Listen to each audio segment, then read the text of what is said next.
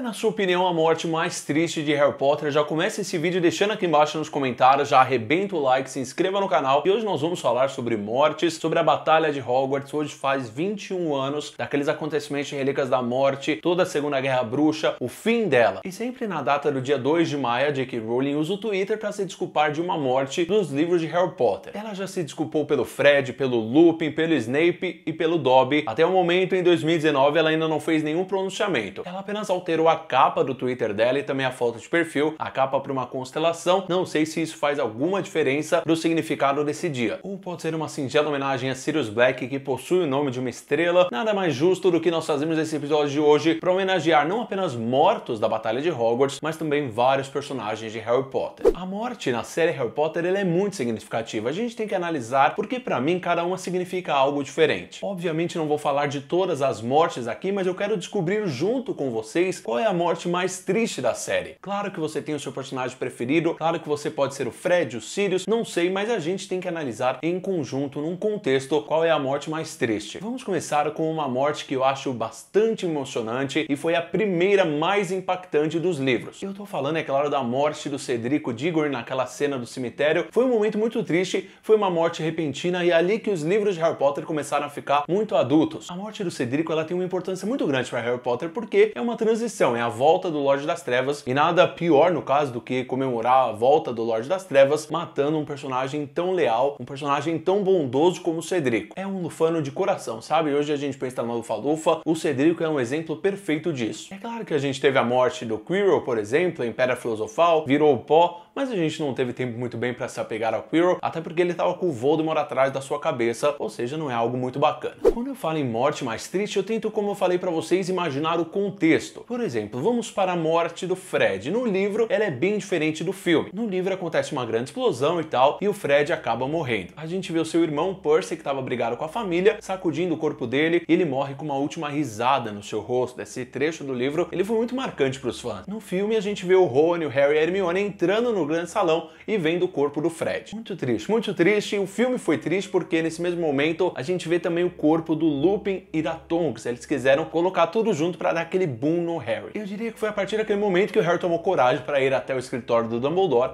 para ver as lembranças do Snape. Falando em Severo Snape, obviamente a gente não pode esquecer dele, porque a morte dele foi, eu não diria emocionante, mas eu diria que meio trágica. Ele morreu com mordidas de cobra no seu pescoço, isso é um pouco insano. Essa cena eu acho que ela é, como eu falei para vocês, um pouco traumatizante, porém o significado por trás, ele dando as memórias pro Harry, ele falando que ele tem os olhos da mãe, tudo isso deixa a cena muito comovente. É difícil nós chegarmos num consenso, por quê? Por exemplo, em Relíquias da Morte Parte 1, logo no começo a gente tem a morte da Edwige, que é a coruja do Harry, e também do Moody, do Alastor Moody, que foi o professor lá no 4º ano. A gente não vê a morte do Moody acontecendo, não dá pra ver se ela foi triste ou não, a gente só tem a reação das pessoas. Em relação a Edwige, a coruja, a gente vê ela se jogando na frente de um feitiço que teoricamente poderia atingir o Harry ou o Hagrid. A coruja foi corajosa e muita gente fala que a perda da Edwige, na verdade, é a perda da adolescência do Harry, por isso que eu falei do contexto em cima da morte. Todo mundo morre por um significado, eu acho que toda morte tem um porém. A gente tá falando tanto em morte, eu sei, o episódio tá meio pesadão, mas temos a de alvo Dumbledore, um professor que morreu chocante na época. Snape matar o Dumbledore, quem diria? Todo mundo achando que o Snape era um vilão, mas vários fãs já criando teoria que talvez eles estivessem do mesmo lado. Foi justamente o que aconteceu. O Snape já tinha combinado que ele iria matar o Dumbledore no final do ano caso o Draco Malfoy falhasse. Ele vai, mata, o Harry fica morrendo de raiva e a gente tem uma morte muito, mas muito emocionante. Por que emocionante? Porque ele cai lá da torre de astronomia e no livro a gente tem todo o funeral. No filme também temos aquela cena emocionante de todos os alunos levantando a varinha. Porém, eu sempre vou defender que o Canto da Fênix, o funeral, era algo que não podia ter sido cortado ou alterado. O Dumbledore merecia essa homenagem. No filme isso não é confirmado, no livro a gente tem a morte da Lila Brown, a namoradinha do Rony e Enigma do Príncipe. O Greyback, o Fenrir, ele vai lá e morde ela. E ela tá toda inconsciente na hora que o trio vê ela ali no corredor. Mas não é confirmado se ela morreu ou não. A gente tem essa especulação, mas às vezes pode ter sido uma adaptação para o filme. Existem duas cenas em Harry Potter que eu preciso que vocês se concentrem, prestem bastante atenção e dêem uma olhada. A primeira delas é em Prisioneiro de Azkaban. Se um dia quiser uma casa diferente... O quê? Eu ir morar com você? Bom, foi só uma ideia. Eu vou entender se você não quiser ir. Agora a segunda é de Ordem da Fênix. Quando esta crise passar, seremos uma família decente.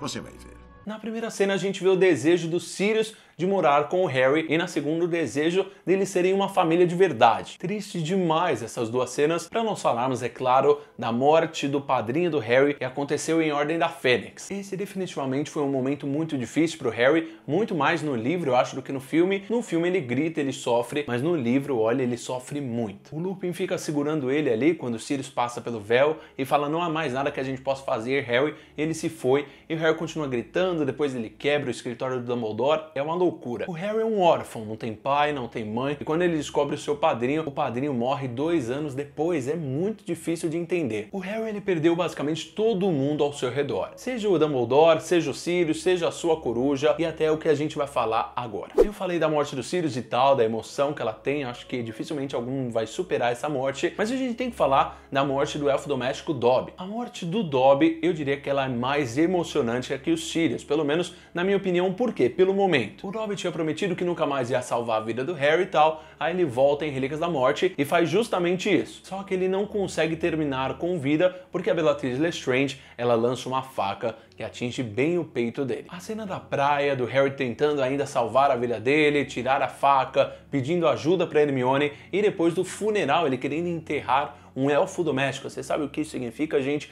O elfo doméstico é uma das classes mais baixas do mundo bruxo e o Harry quis ali dar um funeral digno pra ele. Às vezes a gente critica o Harry e tal, seus momentos de bravo, mas olha o que ele passou e olha o seu coração. Não é todo bruxo que faz essa atitude. É difícil você escolher a morte mais triste em Harry Potter. Eu tentei pegar uma apanhada de todas, com certeza eu posso ter esquecido alguma. Por exemplo, Colin Creevey, o garotinho da câmera lá de Câmara Secreta, ele morreu, por mais que não tivesse aparecido no filme. Ele tenha sido cortado a partir de Câmara Secreta, mas ele morreu. Outras mortes também, teve a Caridade Burbage lá no começo de Relíquias da Morte parte 1, Igor Karkaroff, aquele diretor do Instituto Durmstrang, teve o Bartol Crouch pai, todos esses caras que morreram durante os livros e filmes que a gente não se apegou tanto assim. Agora vai dizer que você se apegou ao Bartol Crouch pai? Eu duvido, cara chato, meu, eu duvido. Então não vamos deixar de hipocrisia aí, vamos falar só das mortes tristes. Mas é isso, eu acho que a morte mais triste de Harry Potter eu tenho que decidir uma, mas vocês vão deixar aqui nos comentários, porque a gente tem que chegar num consenso. Hoje eu acredito que a morte mais triste em Harry Potter